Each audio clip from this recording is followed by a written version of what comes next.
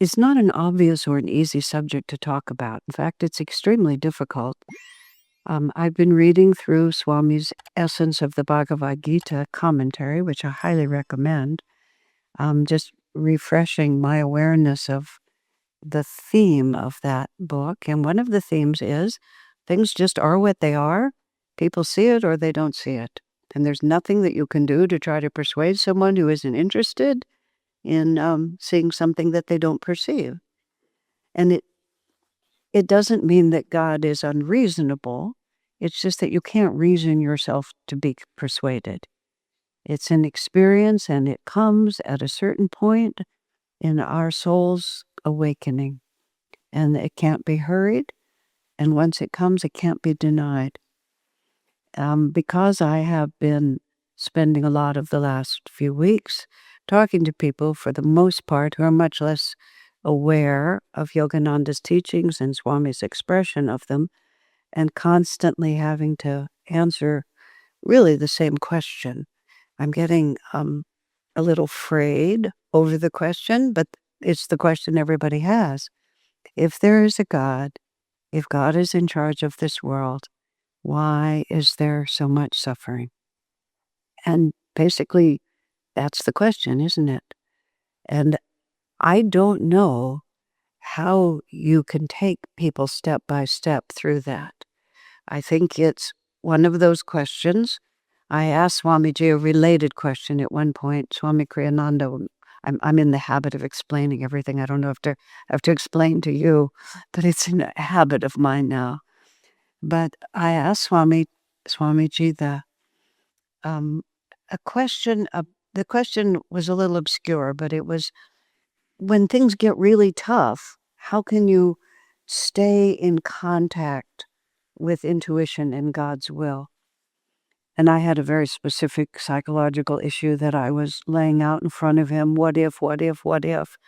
His answer to me was, you have to practice when it's easier. You can't just sort of be at the edge of, I want it to be proven to me. He said, you have to practice all the time, especially when the stakes are lower and not as many of your inclinations get in the way. When Helen was reading from our quality of the week, which is discrimination, and the affirmation is, steadfastly I quell my inclinations. And it's like, who gets up in the morning with the intention of quelling my inclinations?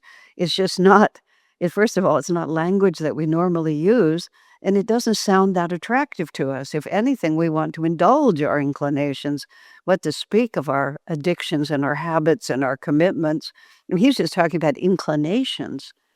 But what we're dealing with is this strange reality. The Indian word for it is Maya, and it's a word that we can explain endlessly, and the Bhagavad Gita explains it endlessly. Maya is the enchantress. She's the tempter, and it's female, not because it's a patriarchal religion, which is how people try to say it, but it's female because it's our feelings, our inclinations that confuse our minds. Swami commented on multiple occasions that people talk about the mind being the problem when you meditate, that you have to still the mind, but the mind is not actually where it begins. The agitation that we feel always starts with feeling. The agitation we experience, it always starts with feeling. It almost always starts with fear. Almost always. Fear is the opposite of calm acceptance of God's will, isn't it? Bible says, you hear me say this all the time because it's so important. St. John says, perfect love casts out all fear. And that perfect love he's talking about is not your ideal romantic partner who stays with you. He's talking about the perfection of divine love that we both receive and are able to be an instrument for. And it's when we're in that flow that, what do I have to fear? But going back to my asking Swami this question, you have to practice when it's easier. You have to be asking every time the inclination comes up to be angry or judgmental or to be afraid or to be selfish or to be lazy or any of the bazillion inclinations that we have that are not really in our best interest or in the best interest of anyone around us. but we're inclined that way. Yes, there's such a thing as active commitment to wrong action, but the majority of people, we're not we're not big enough to be really evil. We're just a little worse than we should be. We have all these inclinations that take us away from our awareness of God. So this is it, according to the words we're using in our reading today. We don't see God's presence. It's hidden from us. And I remember this experience happened to many, many years ago, but there was a big crisis among people that I cared about, and it involved hospitals and doctors and all that sort of thing. And I was present, just trying to be helpful to ease the difficulty, but it was very stressful. And finally, I could not carry on anymore, and so I went out to the parking lot, the parking garage, and sat in the car.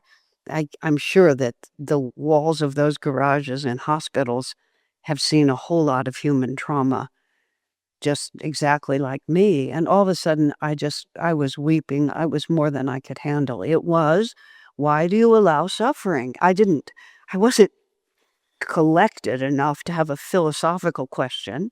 I was just overwhelmed in my heart, and it just pulled me down into just on the steering wheel, just pouring my heart out and weeping. And it was just because people are suffering. Can't we do something about it? And I was suffering and I couldn't do anything about it. It was going on and on. Right in the middle of that, at the worst, I was not quelling any inclination of mine. I was completely engaged. This voice, and it came in my right ear, went through my brain. That's the only way I can describe it. And it was a very simple question. Can this be happening outside the will of God? There was no big drama, there was no trumpets, there was no vision, nothing. Yes, people are suffering, things are happening to innocent souls that I wish weren't happening. But can this be happening outside the will of God? And it was extremely dramatic because it completely took my attention away from the fact, really simple fact, I don't like it. That was actually what I was saying. I didn't have any big philosophical answer about why it should or it shouldn't or anything like that. It was really simple. I don't like it. I want it to be different. I had no idea, what the karma was. I had no idea where it was going. I just didn't like it, which is how, like, 3-year-olds express themselves, and mother and father and all those who really love those children have to discern whether or not there's something real here or whether the child is just saying in the most clever possible way, I don't like it. That is not wisdom. That's just a random preference for a completely arbitrary decision on our part. So, okay. Now, that philosophical question, God knows me well, and he knew that that was how to get my attention. Because how could it be happening outside the will of God? Like, find a good answer for that. Instead of just demanding that God answer you, you try to answer him back. How do you know? You don't even know what the point of the game is. Swami talked about once about people who were with Paramahansa Yogananda when he was there, and they had all these opinions about what he should have done or didn't do and wanted him to do. Swami said, you don't even know what the intention of the master is. You have no idea what he sees in terms of the karma around him and what is really forward. What we actually know is what we like and don't like, isn't it? That's what binds us. I want it to be different. Most of suffering is I want it to be different. But could this be happening outside the will of God? So once Divine Mother had my attention, which she had my attention, I said, well, I'm going to tell you something, Mother, about this, which is I'm going under. It's like I don't have any more strength for this. So I said, and this came up with a prayer that I've used for decades ever since. Whatever you're trying to make happen here, which is to say, whatever you're trying to teach us and everybody involved, help us to learn it. Instead of saying, oh, take it away, I want it to be different, everybody should just be comfortable, what we're doing when we say that is we're condemning everyone to this state of awareness that we presently have. Don't wake me up, leave me asleep. Don't wake them up either, just leave them asleep. Is that really what we want? Really? Like, what is the object of the story here? We have all these magnificent death and return stories, which people send me.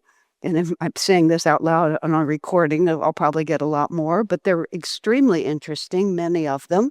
Every single one of them says, we just don't know what's really happening here. This is a long story. This is not our only incarnation, and for most of us, it is not our last either. And it's a progression all the way through. Do we want ourselves not to learn? Are we declaring, I have reached the apex of the possibility for human consciousness? Don't disturb me. Don't ask anything more of me. When we see other people struggling, do we want to just leave them? Oh, please don't wake them up anymore. They might learn something. Don't compel them to learn anything. You see what we're actually saying? You see what we're actually saying? And what are we afraid? I realized at some point, in terms of other people's suffering, I had reached the point in my life where I wasn't afraid of my own karma. By no means did I ask God to send me big trials and troubles. I wasn't really wanting it to be different, but I wasn't afraid of what happened. But I realized I was afraid for everybody else.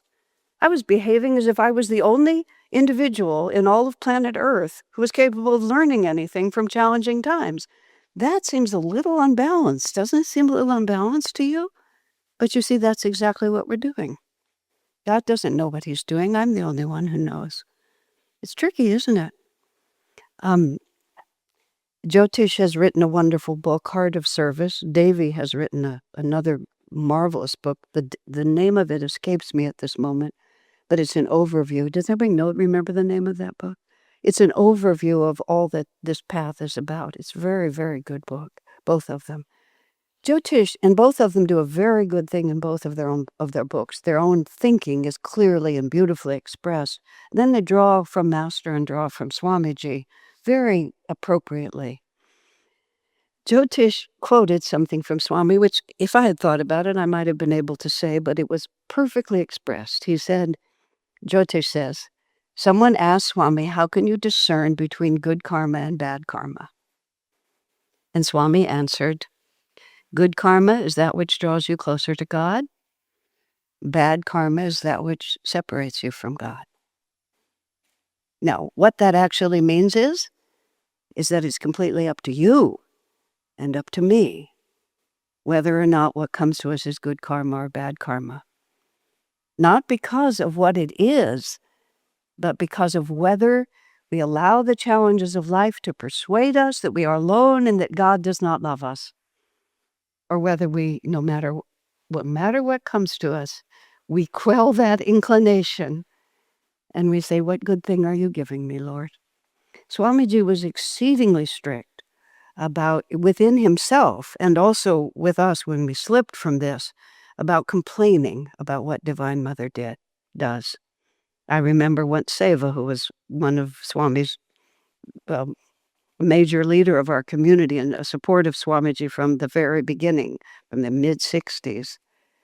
And Swami was going through some physical thing or challenges of his life. It was just one challenge after another for Swamiji. And those of us who worked with him sometimes read the room incorrectly. I remember when I was first working for Swamiji, which I worked as his secretary for a few years in the 70s, Swami had to teach me how to relate to people. I had to learn to relate to them as he would relate to them. He said, I appreciate the fact that you're protective of me. I felt like he has work to do and this person is just wanting something that they shouldn't, blah, blah, like that. He said, I appreciate that. He said, but I never want you to make people feel that their well-being is less important than my convenience, speaking of Swamiji. He said, because it isn't. Just as simple as that. And it was perfect. And, I really learned after that because he said, Sometimes you have to say no because what people is asking is just not an appropriate request and we can't fulfill it. But you should never make it seem, oh, you're not important and he's the one who's important, because we're all children of God. But on one occasion when Swami was struggling with something, Seva said out loud, "Oh, Divine Mother, why do you treat Swamiji like this?" Swami became extremely stern. Those of us who were with him got used to that. Every so often you would say or do something that was not a good idea. And he was not, um, he didn't scold us, but his energy would just get very stern like that. And if you were sensitive, you would realize that somehow you were in the soup all of a sudden. And he just said, he said, "Don't you ever criticize Divine Mother." Just like that. "I welcome everything she sends. Why would God send it to you if it wasn't in your best interest?" That's why we talk about God as Father and Mother, and Master especially talked about God as Mother. Mother can appear stern. Mother can appear to be disciplining us, but a mother knows what's best for her child much more than the child knows, ideally. And that's what we're working with. When I said to Swami once, he was in the midst of chaos and he went to the dentist and he had no cavities. Like, great, you don't have to go back to the dentist. And I use that American phrase. I've been in countries where English isn't the first language, so I have to, something that's obvious to English speakers is not always obvious. But there's that sort of sarcastic phrase, well, thank the Lord for little favors, like that. So I stupidly said that to Swami. "Oh, you have no cavities. Thank the Lord for little favors." Again, he went into that very stern center and he just said, "I thank God for everything." Think about that. "Steadfastly I quell my inclinations." Because everything comes to take us to freedom. Now, if that isn't self-evident to you, I suggest that you start conducting an experiment. And that experiment is the same one Swami said to me. Practice when it's easier. Ask yourself at all times, can this be happening outside the will of God? And then you ask, is this good karma or is this bad karma? Well, gee, it kind of looks like it's up to me, doesn't it? There is a startling prayer that I'm not going to be able to quote it exactly, but I'll give you the sense of it. Apparently, when the concentration camps at the end of the Second World War were liberated, this prayer was written on a piece of paper and it was next to the body of a dead child. I mean, it couldn't be a bigger, why does God allow suffering kind of question than that context. Ravensbrück it was. And the prayer, translated from whichever language it started in, went like this. It's a prayer to the Lord, and it's a prayer to God about the people who perpetrated, not about the people who were the victims of that evil regime, but the perpetrators, the guards and the people there. And it said, when the day of judgment comes for them, keep this in mind. He said, because of being here, we, the so-called victims, developed a courage, a camaraderie, a sense of the omnipresence of love, a generosity of heart, a compassion for the suffering of others that we never would have developed if we hadn't been treated the way that we were treated. So when their day of judgment comes, let the benefit that came to us count in their favor. Wow. How do you get there? Swami told me, in a moment of crisis, you will flow true to form. Whatever your habitual response has been in life, it will just be intensified in the moment of crisis. So you have to practice when it's easier. Master put it this way, take care of the minutes, he said. Take care of the minutes.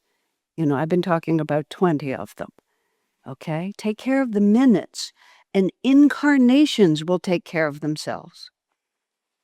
I get the question all the time after the suffering question, Well, it does actually, it comes later because it takes people a while to warm up to this question. How do I actually change myself? Because first we want it to change, not me. If it will just change, then I'll be fine. But then comes the question, how do I change myself? And I talk about vibrations and consciousness. How do I change my consciousness? I said every action, every thought, every feeling, every response, every complaint, every criticism, every praise, every kindness, all of it, every one of it, everything, moment by moment by moment stacks up, and that's who you are.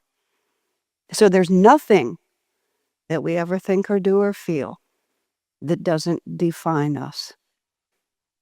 And if we want it to be different, we built this one up, and we can dismantle it the same way we built it. And we didn't build it in an hour. We built it over many incarnations. And if you don't like it, or even suspect it could be better, in the next minute, ask yourself whatever question works for you, such as, could this be happening outside the will of God? Does my loving divine mother not know I'm here? Or has she taken me by the hand, and even though she leads me through the valley of darkness and death, I fear no evil because she is with me? You see how different that is?